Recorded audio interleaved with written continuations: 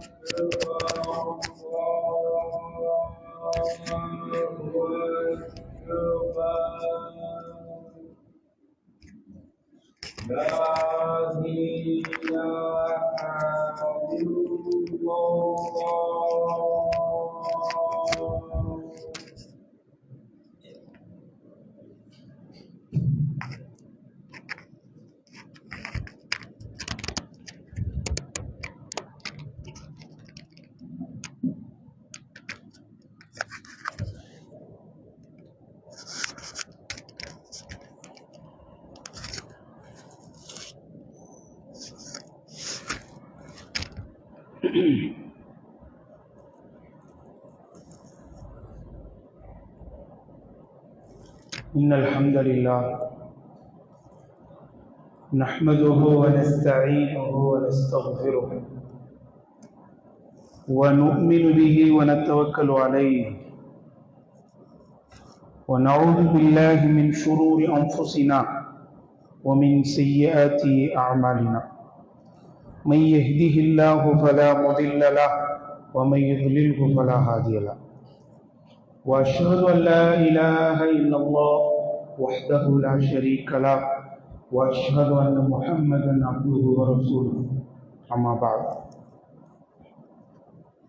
فقد قال الله تعالى في كتابه العزيز يا أيها الذين آمنوا اتقوا الله حق تقاته ولا تموتن إلا وأنتم مسلمون ويا أيها الناس اتقوا ربكم الذي خلقكم من نفس واحدة وخلق منها زوجها وبث منهما رجالا كثيرا ونساء واتقوا الله الذي تساءلون به والأرحام إن الله كان عليكم رقيبا وقال الله عز وجل في مكان آخر يا أيها الذين آمنوا اتقوا الله وقولوا قولا سديدا يصلح لكم أعمالكم ويغفر لكم ذنوبكم ومن يطع الله ورسوله فقد فاز فوزا عظيما وقال نبينا صلى الله عليه وسلم في حديثه الشريف إن خير الحديث كتاب الله وخير الهدي هدي محمد صلى الله عليه وسلم وشر الأمور محدثاتها وكل محدثة بدعة وكل بدعة ضلالة وكل ضلالة في النار. சலாத்தும் சலாமும் உலகத்தின் ஒப்பற்ற தலைவரான உலக மக்களுக்கெல்லாம் ரஹ்மத் என்னும் அருளாக திகழ்கிற நபிமார்களை இறுதியாக வருகை புரிந்த நமது உயிருக்கு உயிரான உயிருக்கு மேலான இறுதி தூதர் நபிகள் நாயகம் ஸல்லல்லாஹு அலைஹி வஸல்லம் அவர்கள் மீதும் அவர்களது குடும்பத்தார்கள் மீதும் அவர்களது உத்தம தோழர்கள் அனைவரின் மீதும் மற்றும் அல்லாஹ்வுடைய இல்லத்தில் அவனால் கடமையாக்கப்பட்ட இந்த ஜும்ஆ தொழுகையை நிறைவேற்றுவதற்காக அல்லாஹ்வுடைய ஆலயத்தில் ஒன்று கூர்ந்திருக்கிற உங்கள் அனைவரின் மீதும் என்றென்றும் நின்று நிலவட்டுமாக. அஸ்ஸலாமு அலைக்கும் வரஹ்மத்துல்லாஹி வபரகாத்துஹு. கண்ணியத்திற்குரிய சகோதரர்களே, சகோதரிகளே, எல்லாம் அல்ல அல்லாஹ்வின் நல்லடியார்களே, நம்முடைய வாழ்க்கையில் அல்லாஹ் செய்த அருட்கொடைகளை பற்றி குறிப்பிடும் பொழுது அல்லாஹ் எப்படி குறிப்பிடுகிறான் என்றால், وَإِن تَعُدُّوا نِعْمَةَ اللَّهِ لَا تُحْصُوهَا. மனித சமுதாயமாகிய உங்கள் மீது அல்லாஹ் செய்த அருட்கொடைகளை நீங்கள் என்ன நினைத்தால், என்னிடம் முனைந்தால் உங்களால் சரியாக எண்ணி முடிக்க முடியாது. எவ்வளவு எண்ணினாலும் அதைவிட ஒருபடி மேலாகத்தான் அல்லாஹ்வின் அருட்கொடை உங்கள் மீது இருக்கும் என்று அல்லாஹ் குறிப்பிடுகிறார். இப்படி அல்லாஹ் நமக்கு செய்த அருட்கொடைகளிலேயே மிக பெரிய அருட்கொடை, முதன்மையான அருட்கொடை என்ன அப்படின்னு சொன்ன, நமக்கு வழங்கப்பட்ட ஈமான். நமக்கு வழங்கப்பட்ட ஈமான், இறை நம்பிக்கை. இதுதான் பெருசு. இதை விட பெருசு எதுவும் இல்லை. இதை தாண்டி நம்முடைய வாழ்க்கையில் நமக்கு கிடைத்திருக்கிற அத்துணையும் இறைவன் புறத்திலிருந்து நமக்கு வழங்கப்பட்ட அதிகப்படியான எக்ஸ்ட்ரா வழங்கப்பட்ட நியமத்துகள்.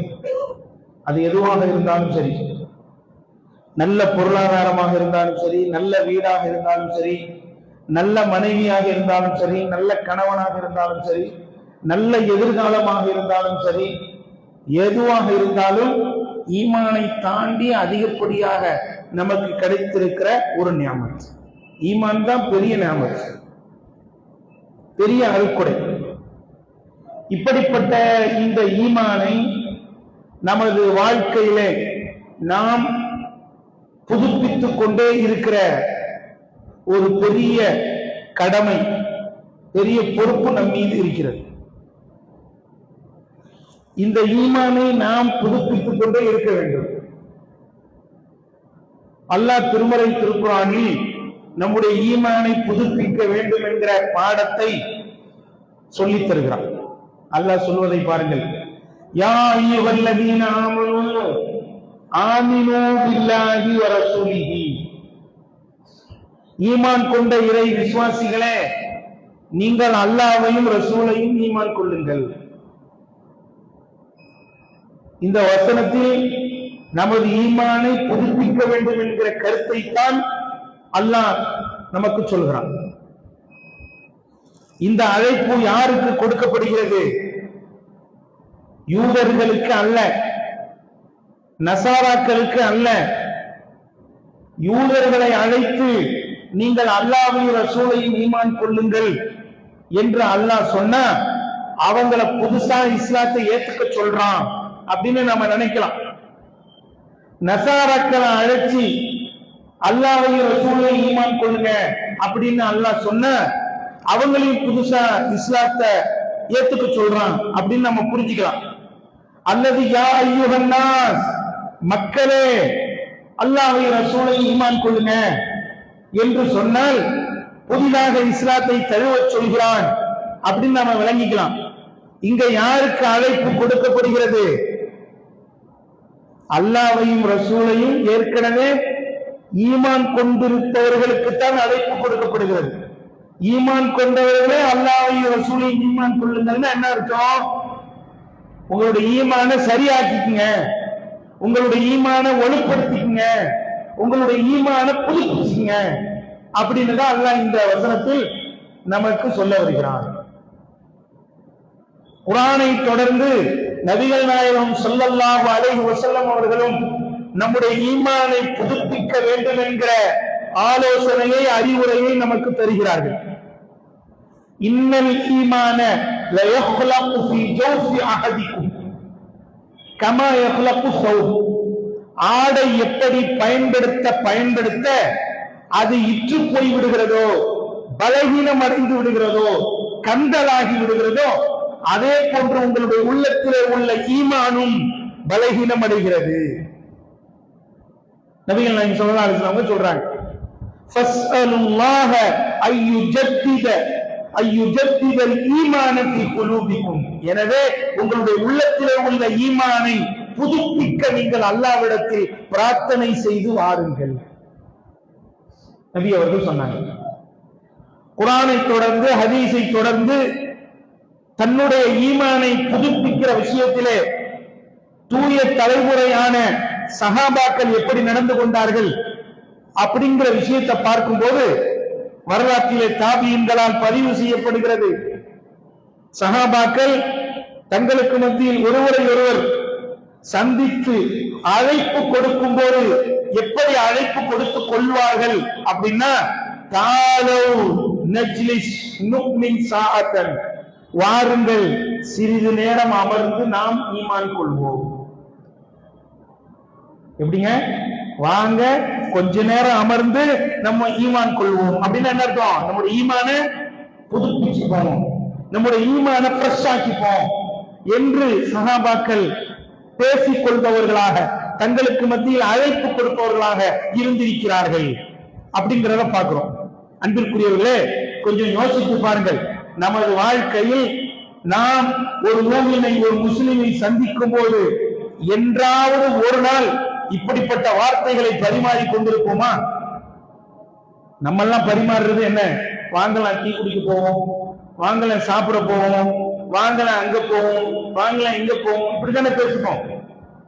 ஆனா சஹாபாக்கள் தங்களுடைய ஈமானை புதுப்பிக்கிற விஷயத்துல கவனம் செலுத்தினார்கள் அப்படிங்கிறத பார்க்கணும். அப்ப குர்ஆன் ஈமான புதுப்பிக்க சொல்லுது, ஹதீஸ் ஈமான புதுப்பிக்க சொல்லுது. இந்த ரெண்டையும் தொடர்ந்து சஹாபாக்கள் தங்களுடைய ஈமானை புதுப்பித்துக் கொண்டே இருந்திருக்கிறார்கள், அதுல பெரிய கவனம் எடுத்திருக்கிறார்கள். அப்படின்னா அதை தொடர்ந்து நீங்களும் நானும் என்ன செய்யணும்? நம்முடைய ஈமான புதுப்பிக்கணும். அந்த பெரிய கடமை, பெரிய பொறுப்பு நமக்கு இருக்கிறது. அன்பிற்குரியவர்களே, நாம் ஏன் நம்முடைய ஈமானை புதுப்பிக்க வேண்டும் அப்படின்னா, நாம அல்லாஹ் மேல வச்சிருக்கிற நம்பிக்கையும், ரசூல் மேல வச்சிருக்கிற நம்பிக்கையும், மறுமை நாள் மேல வச்சிருக்கிற நம்பிக்கையும் அது எப்போதும் கூடாமல் குறையாமல் ஒரே சீராக இருப்பதில்லை. சில நேரங்கள்ல அது கூடிக்கிட்டே போகும், சில நேரங்கள்ல அது குறையத்தான் செய்யும். அப்படித்தான் அல்லாஹ் ஈமான படைச்சிருக்கான். அன்பிற்குரியவர்களே, நமது ஈமான் கூடிக்கொண்டே போனால் பிரச்சனை இல்லை. மாஷா அல்லாஹ், அல்ஹம்துலில்லாஹ், உங்களுக்கும் எனக்கும் லாபம் தான். நாம இந்த உலகத்திலையும் நல்லா வாழ போறோம், மரணத்திற்கு பிறகு உள்ள மறு உலக வாழ்க்கையிலும் நல்லா வாழ போறோம். ஆனால் குறைந்தால் ஆபத்தா இல்லையா? அதனால நமக்கு பெரிய விளைவுகள் ஏற்படுமா இல்லையா? அதனால்தான் அன்பிற்குரியவர்களே, நமது ஈமானை நாம் புதுப்பித்துக் கொண்டே இருக்கின்ற பெரிய கடமை நம் மீது இருக்கிறது. அன்பிற்குரியவர்களே, இன்னும் இந்த ஈமானை ஏன் புதுப்பிக்க வேண்டும் அப்படின்னா, நாளை மறுமையில் நம்முடைய ஈமான் எல்லாம் அல்லாஹ்வால் அளக்கப்பட இருக்கிறது. ஈமானுக்குன்னு அளவு இருக்குங்க. நபிகள் நாயகம் ஸல்லல்லாஹு அலைஹி வஸல்லம் அவர்கள் ஹதீஸ்ல ஈமானுடைய கடைசி 4 அளவுகளை சொல்லி காட்டுகிறார்கள். 4 அளவுகள், ஈமானுடைய கடைசி 4 அளவு புகாரி முஸ்லிம்ல பதிவு செய்யப்பட்ட ஹதீஸ் தான். அல்லாஹ் ரப்புல் ஆலமீன் சொர்க்கவாசிகளை பார்த்து சொல்லுவான், அல்லது மலக்குகளை பார்த்து சொல்லுவான், மலக்குகளே, யாருடைய உள்ளத்திலே 1 தீனார் அளவுக்கு ஈமான் இருக்கிறதோ அவர்கள் எல்லோரையும் நரகத்திலிருந்து வெளியேற்றுங்கள். அடுத்து அல்லாஹ் சொல்லுவான், மலக்குகளே, யாருடைய உள்ளத்தில் 1/2 தீனார் ஈமான் இருக்கிறதோ அவரையும் நீங்கள் நரகத்திலிருந்து வெளியேற்றுங்கள். அடுத்து அல்லாஹ் சொல்லுவான், யாருடைய உள்ளத்திலே கடுகளவு ஈமான் இருக்கிறதோ அவர்களையும் நீங்கள் நரகத்திலிருந்து வெளியேற்றுங்கள். அடுத்து அல்லாஹ் சொல்லுவான், யாருடைய உள்ளத்திலே அணுவளவு ஈமான் இருக்கிறதோ அவர்களையும் நீங்கள் நரகத்திலிருந்து வெளியேற்றுங்கள். இதுதான் ஈமானுடைய கடைசி 4 அளவு. என்னங்க? அணு, அடுத்து கடுகு, அடுத்து 1/2 தீனார், அடுத்து முழு தீனார். அன்பிற்குரியவர்களே, இந்த கடைசி 4 அளவுல இருந்து ஃபர்ஸ்ட் அளவு எங்க போகுது தெரியுமா?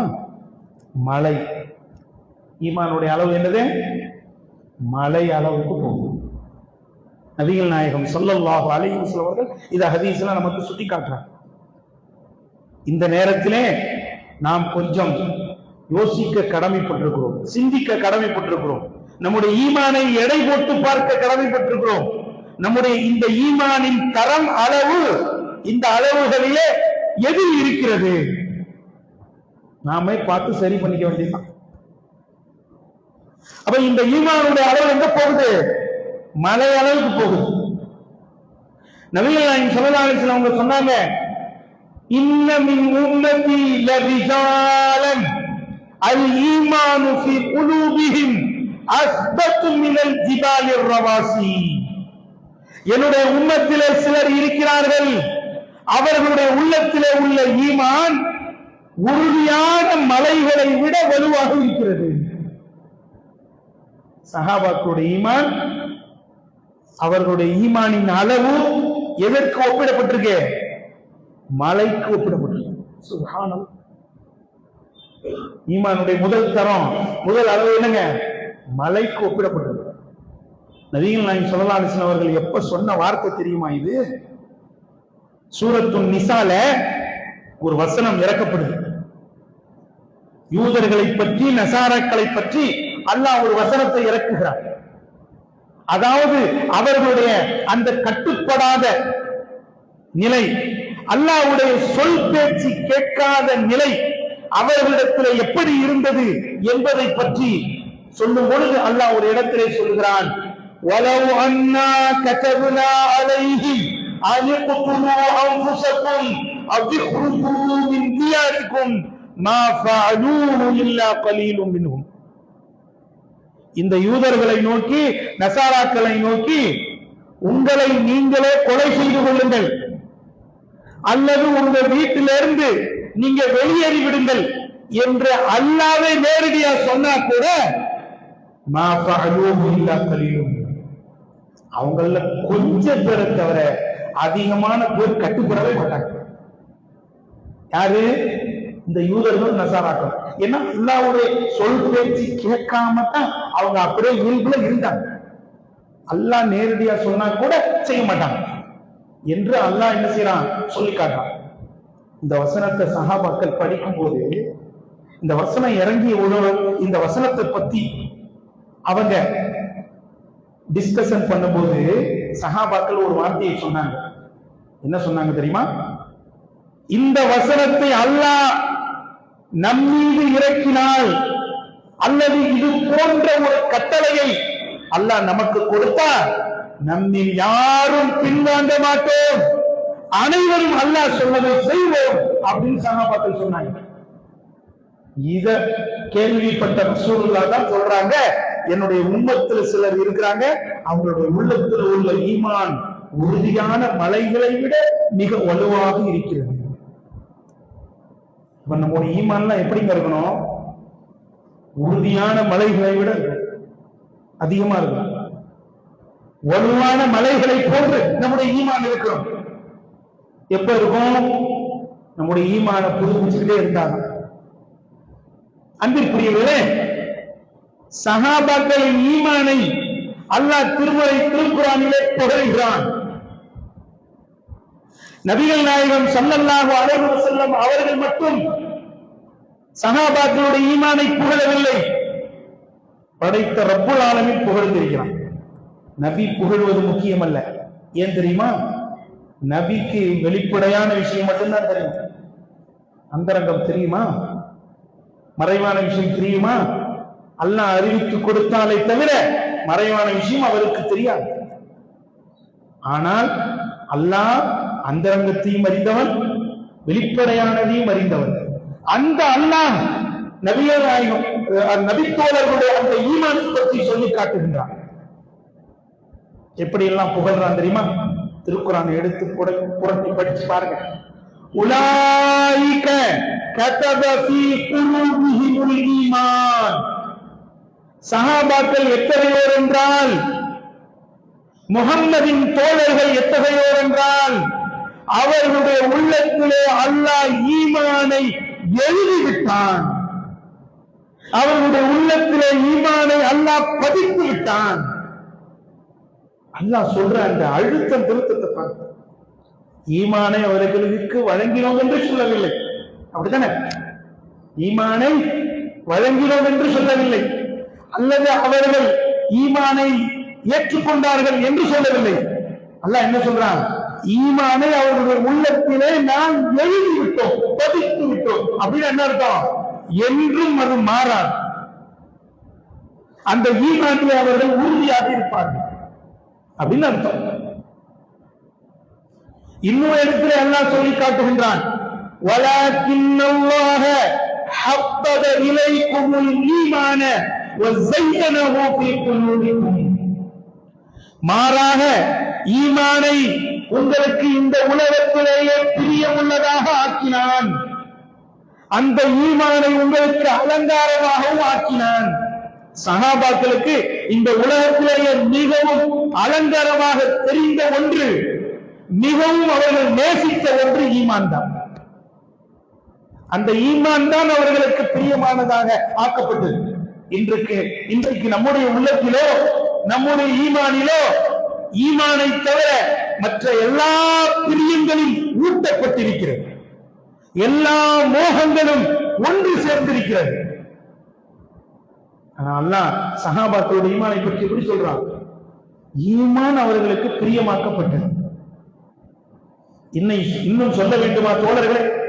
அல்லாஹ் இன்னொரு இடத்திலே சொல்கிறான் பாருங்கள், வல்லதீன ஆமனூ வஹாஜரு வஜாஹது ஃபீ ஸபீலில்லாஹி வல்லதீன ஆவவு வநஸரு உலாயிக ஹுமுல் முஃமினூன ஹக்கா. யார் ஈமான் கொண்டு அல்லாஹ்வுடைய பாதையிலே ஹிஜ்ரத்தும் செய்து, அல்லாஹ்வுடைய பாதையிலே போரும் புரிந்து, ஹிஜ்ரத் செய்து வந்தவர்களுக்கு அடைக்கலமும் தந்து, அவர்களுக்கு பொருளாதாரத்தை கொடுத்து உதவியும் செய்தார்களோ, அவர்கள்தான் உண்மையான மூமின்கள். உலகத்தில் வாழும்போது சஹாபாக்கள் அல்லாஹுவால் உண்மையான மூமின்கள் என்ற பெயரை எடுத்து விட்டார்கள். சுப்ஹானல்லாஹ். இதை விட ஒரு பெரிய பாக்கியம், இதை விட ஒரு பெரிய வெற்றி, இதை விட ஒரு பெரிய சாதனை ஒரு மூமினுக்கு என்ன இருக்க முடியும்? அல்லாஹ் புகழுகிறார். அன்பிற்குரியவர்களே, இந்த வசனம் நிச்சயம் சஹாபாக்களை முன்னிறுத்தித்தான் பேசுகிறது என்பதை அடித்து சொல்லலாம். ஏன்? இந்த வசனத்திலே சொல்லப்பட்ட அஞ்சில் நாம் எதையும் செய்யவில்லை. 5 விஷயத்தை அல்லாஹ் குறிப்பிடுறான். இந்த 5ல ஈமானை தவிர வேற எதையும் நாம செய்யல. ஈமான் தான் நம்ம கிட்ட இருக்கு. அதுக்கு அடுத்து சஹாபாக்கள் செஞ்சது என்ன? ஹிஜ்ரத் செய்தார்கள். நாம் அல்லாஹ்வுடைய பாதையிலே ஹிஜ்ரத் செய்திருக்கிறோமா? அல்லாஹ்வுடைய பாதையிலே போர் புரிந்திருக்கிறார்கள். நாம் போர் புரிந்திருக்கிறோமா? அல்லாஹ்வுடைய பாதையிலே ஹிஜ்ரத் செய்து வந்தவர்களுக்கு அடைக்கலம் தந்திருக்கிறார்கள். நாம் என்றாவது அடைக்கலம் தந்திருக்கிறோமா? அடுத்து அப்படி ஹிஜ்ரத் செய்து வந்தவர்களுக்கு பொருளாதாரத்தை கொடுத்து, இடத்தை கொடுத்து, பாதுகாப்பை கொடுத்து பெரிய உதவியை சஹாபாக்கள் செய்திருக்கிறார்கள். நாம் செய்திருக்கிறோமா? இல்ல. பிறகு எப்படிங்க இந்த வசனம் நம்மை நோக்கி பேசுகிறது என்று நினைக்க முடியும்? இல்ல, நிச்சயமா இது சஹாபாக்களை பார்த்து தான் பேசு. அப்ப உலாயிக ஹுமுல் மூமினூன ஹக்கா, அவர்கள் தான் உண்மையான மூமின்கள் என்று அல்லாஹ் திருமறை திருக்குர்ஆனில் சொல்லி காட்டுகிறான். என்றால் இத்தகைய புகழுக்குரியவர்களாக, ஈமானிலே புகழை பெற்றவர்களாக நாம் இருக்க வேண்டும். இன்னும் அல்லாஹ் சொல்கிறான், சூரத்து பக்ராவுடைய அத்தியாயத்தில் அல்லாஹ் சொல்கிறான், ஃபைன் ஆமனூ பிமிஸ்லி மா ஆமன்தும் பிஹி ஃபகத் இஹ்ததௌ. யூதர்களை, நசாராக்களை அல்லாஹ் முன்னிறுத்தி, சஹாபாக்களை முன்னிறுத்தி சொல்லி காட்டுகின்றான். சஹாபாக்களே, முஃமின்களே, முஹம்மதின் தோழர்களே, நீங்கள் ஈமான் கொண்டதை போன்று இந்த யூதர்களும் நசாராக்களும் ஈமான் கொள்வார்கள் என்றால் நிச்சயமாக அவர்களுக்கு நேர் வழி கிடைக்கும். யாருடைய ஈமான் மாதிரி இருக்கணும்? சஹாபாக்களுடைய ஈமான் மாதிரி இருக்கும். அவர்களுடைய ஈமானின் அந்த தரத்திற்கு அல்லாஹ் வர சொல்கிறான். இப்படி அல்லாஹ் ஈமானை பற்றி புகழ்கிறான். சஹாபாக்களுடைய ஈமானை பற்றி நாம் என்றாவது இந்த ஈமானை பற்றி கவலைப்பட்டிருக்கிறோமா? யோசித்து பாருங்கள். அன்பிற்குரியவர்களே, சஹாபாக்கள் தங்களுடைய ஈமானை பற்றி கவலைப்பட்டதால், பயந்ததால் அதை சரி செய்ய வேலையில இறங்கினாங்க.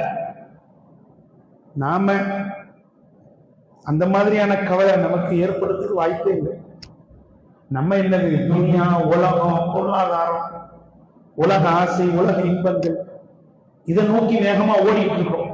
இதுலதான் நமக்கு பெரிய ஆர்வமும் அக்கறையும் இருக்க தவிர நம்முடைய உள்ளத்தை ஓடிக்கொண்டிருக்கிற அந்த ஈமானை பற்றி அக்கறை நமக்கு பெரிதாக இல்லை. அன்பிற்குரியவர்களே, சஹாபாக்கள் தங்களுடைய ஈமானை பற்றி எப்படி பயந்தார்கள் தெரியுமா? ஹம்தலா ரலியல்லாஹு அன்ஹு அவர்களுடைய வரலாறை இந்த இடத்திலே நிச்சயமாக நான் பதிவு செய்தே ஆக வேண்டும். ஹம்தலா ரலியல்லாஹு அன்ஹு அவர்கள் ஒரு முறை மதீனாவுடைய வீதியில நாஃபத்த ஹம்தலா, நாஃபத்த ஹம்தலா என்று சொல்லிக் கொண்டு செல்கிறார். என்ன அர்த்தம்? ஹம்தலா முனாஃபிக்காக ஆகிவிட்டார், நயவஞ்சகனாக ஆகிவிட்டார் என்று தன்னை பற்றி தானே தீர்ப்பு கொடுத்து கொள்கிறார். என்னைக்காவது ஒரு நாள் நம்மளை பத்தி நாம தீர்ப்பு கொடுத்துருக்கோமா? நம்ம ஈமான் தான் பெருசு, நம்ம ஈமான் தான் ரொம்ப சுத்தம், நம்ம ஈமான் தான் ரொம்ப உயர்வு, ஈமானிலே நாங்கள் மட்டும்தான் சிறந்தவர்கள் என்று சொல்லக்கூடிய தனி மனிதன் அல்ல, ஒரு ஜமாத்தே, ஒரு பெரிய கூட்டமே இருக்கிறது என்பது உங்களுக்கு தெரியும். ஆனா ஹம்தலா ரலியல்லாஹு அன்ஹு தன்னை முனாஃபிக் என்று சொல்கிறார். நீ இந்த தீர்ப்பெல்லாம் நாம அடுத்தவங்களுக்கு கொடுப்போம். அவன் முனாஃபிக்கு, இவன் முனாஃபிக்கு, அவன் சரியா வழங்கல, இவன் சரியா வழங்கல, எல்லாரும் நாசமா இருக்காங்க அப்படின்னு எல்லாருக்கும் தீர்ப்பு கொடுப்போம். நமக்கு நாமே கொடுத்திருக்கிறோமா? ஹம்தலா ரலியல்லாஹு அன்ஹு சொன்னாங்க. வழியில அபூபக்கர் சித்திக் ரலியல்லாஹு அன்ஹு அவங்க சந்திச்சு ஹம்தலா, என்ன இப்படி ஒரு வார்த்தையை சொல்லுங்க, இது சாதாரணமான வார்த்தையா? ஈமான பறிக்கிற, இஸ்லாத்தை பறிக்கிற வார்த்தை இது, இதை எப்படி நீங்க சொல்லலாம்? அப்படி சொன்ன போது ஹம்தலா ரலியல்லாஹு அன்ஹு அழகா பதிய வச்சாங்க, அழகா சொன்னாங்க, அபூபக்கர் அவர்களே, நாம் அல்லாஹ்வின் தூதருடைய சபையிலே போய் அமர்ந்து இஸ்லாத்தை கேட்கும் பொழுது, குர்ஆனை கேட்கும் பொழுது, ஹதீஸை கேட்கும் பொழுது, சொர்க்கத்தை, நரகத்தை கேட்கும் பொழுது அவற்றையெல்லாம் நேரடியாக பார்த்த உணர்வை பெறுகிறோம். ஈமான்ல ஒரு பெரிய தெம்பு, ஈமான்ல ஒரு பெரிய பூஸ்ட் கிடைக்குது. அப்படித்தானே? இஸ்லாம்னா இப்படியா, அல்லாஹ்னா இப்படியா, ரசூல்னா இப்படியா, சொர்க்கம்னா இப்படியா, நரகம்னா இப்படியா, மறுமைனா இப்படியா, இனிமே தப்பே செய்யக்கூடாதுப்பா, நம்ம கரெக்டா வாழணும், இஸ்லாத்தின்படி கரெக்டா வாழணும். இப்படிலாம் உணர்வு வருது. அன்பிற்குரியவர்களே, இது ஏதோ அவருக்கு ஏற்படுற பிரச்சனைன்னு மட்டும் நினைக்காதீங்க, நமக்கும் ஏற்படுற பிரச்சனை தான். புரியுங்களா? நமக்கும் ஏற்படுகிற பிரச்சனையை தான் அன்னைக்கே நபிகள் நாயகம் ஸல்லல்லாஹு அலைஹி வஸல்லம் அவர்கள்ட்ட ஹந்தலா ரலியல்லாஹு அன்ஹு சொல்லி விவரம் கேட்டிருக்காங்க. ஆனா நபியுடைய சபையை முடிச்சிட்டு நாம வெளியே வந்தா எல்லாம் மறந்து போயிடும். வியாபாரத்தில் ஈடுபடும் போது, மனைவி மக்களோடு இருக்கும் போது, சக மனிதர்களோட பழகும் போது அந்த உணர்வுகள் எல்லாம் இல்லை, மறைந்து விடுகிறது. அப்ப அல்லாஹ்வுடைய தூதரின் சபையில் ஒரு நிலை, வெளியில் ஒரு நிலை என்று இரண்டு நிலை எனக்கு ஏற்படுகிறது. இதை நினைத்து நான் பயப்படுகிறேன். ஈமான்ல ஏற்பட்ட ஒரு சின்ன மாற்றத்தை அவர்களால் ஏற்றுக்கொள்ள முடியவில்லை. அபூபக்கர் ரலியல்லாஹு அன்ஹு என்ன சொன்னாங்க தெரியுமா? லா ஹவ்ல வலா குவத்த இல்லா பில்லாஹ், வல்லாஹி எனக்கும் இப்படி ஒரு நிலை ஏற்பட்டிருக்கிறது அப்படின்னு தன்னையும் அதிலே அவர் சேர்த்துக் கொண்டார். சுப்ஹானல்லாஹ். யோசிச்சு பாருங்க, நீங்களும் நானும் இந்த இடத்துல கொஞ்சம் யோசிச்சு பார்க்கணும் அந்த வார்த்தை. அபூபக்கர் ரலியல்லாஹு அன்ஹு அவர்களுக்கு இஸ்லாத்திலே எத்தனாவது இடம்? நபி தோழர்களிலே எத்தனாவது இடம்? அபூபக்கர் ரலியல்லாஹு அன்ஹு அவர்களை பற்றி நபிகள் நாயகம் ஸல்லல்லாஹு அலைஹி வஸல்லம் சொன்ன அத்துணை சிறப்புகளும் அவர்களுக்கு ஒன்றும் தெரியாமல் அல்ல, எல்லாம் தெரியும். அவர் காதுக்கு போய் தான் இருக்கு.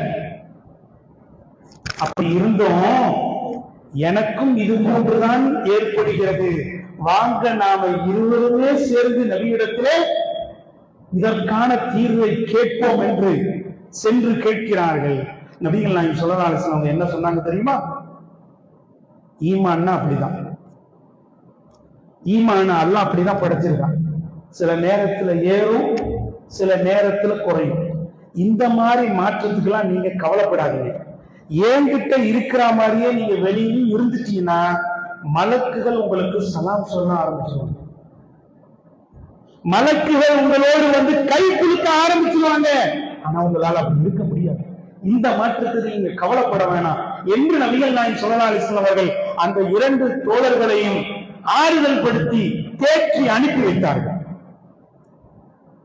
அன்பிற்குரியவர்களே, இன்னைக்கு நம்ம ஈமானுடைய நிலைமை எப்படி இருக்கு? அவ்வளவுதான். உடுத்தின ஆடை எப்படி கிழிஞ்சி கந்தலாகி கிடக்குதோ அந்த மாதிரி ஈமான்ல நிறைய விஷயங்களை நாம பறக்க விட்டுட்டோம். அப்ப நாம எவ்வளவு கவலைப்படணும், நாம எவ்வளவு பயப்படணும். அன்பிற்குரியவர்களே, சஹாபாக்கள் தங்களுடைய ஈமானை பயந்திருக்கிறார்கள். நாம அதை பற்றி பயம் இல்லாமல் வாழ்ந்து கொண்டிருக்கிறோம். அப்துல்லா இப்னு அபி முலைகா ரஹிமஹுல்லாஹ் என்ற தாபி அறிஞர் பதிவு செய்கிறார், நான் கிட்டத்தட்ட 30 சஹாபாக்களுடன் பழகியிருக்கிறேன். அவர்களில் யாரும் எனது ஈமான் ஜிப்ரீலுடைய ஈமானுக்கு சமம் என்று கூறியதே இல்லை. குல்லுஹும் யகாஃபுன் நிஃபாக அலா ஈமானிஹிம், அனைவரும் தங்களுடைய ஈமானிலே நிஃபாக்கை, நயவஞ்சகத்தை அஞ்சி இருக்கிறார்கள், பயந்து இருக்கிறார்கள். எத்தனை சஹாபாக்கள்?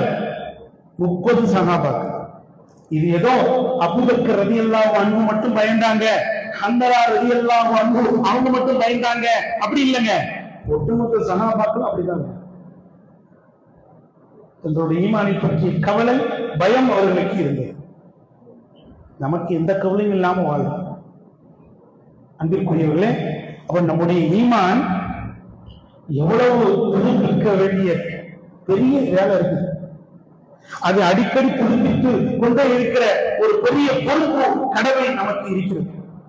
ஆகவே இதை உணர்ந்து புரிந்து நம்முடைய ஈமானை நாம் புதுப்பித்துக் கொண்டே இருக்க வேண்டும். வல்ல ரஹ்மான் அப்படிப்பட்ட பாக்கியத்தை பேசிய எனக்கும் கேட்ட உங்களுக்கும் வழங்கி அருள் புரிவானாக என்று அல்லாஹ்விடத்தில் பிரார்த்தனை செய்து எனது இந்த முதலாவது உரையை நிறைவு செய்கிறேன். அல்ஹம்துலில்லாஹி ரப்பில் ஆலமீன்.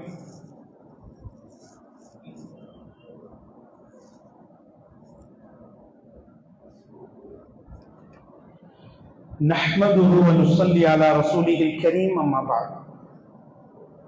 அன்பிற்குரிய சகோதர சகோதரிகளே, இன்றைய ஜும்மா உரையில் ஈமானை புதுப்பிப்போம் என்கிற தலைப்பின் கீழே ஈமானை புதுப்பிக்கிற எவ்வளவு பெரிய தேவை, முக்கியத்துவம், கடமை இருக்கிறது என்பதை குர்ஆன் ஹதீஸினுடைய வெளிச்சத்திலே நாம் தெரிந்து கொண்டோம். அன்பிற்குரியவர்களே, மேலும் வறுமை நாள்ல நம்முடைய ஈமான அல்லாஹ் அளக்கிறான். நபிகள் நாயகம்